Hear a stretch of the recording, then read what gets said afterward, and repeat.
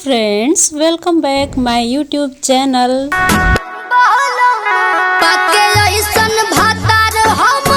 Hello friends, क्या बात है, मैं लेकर के आ गई हूँ भोजपुरी धमाका। और इसी के साथ में आप लोगों को एंजॉय करने के लिए मिलने वाली है ये प्यारी सी वीडियो।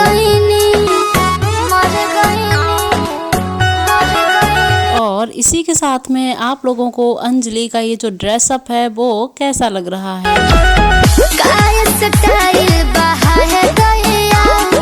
तो स्वागत है आपका आपके अपने चैनल फन विद स्टार पर, जहां पर हम लोग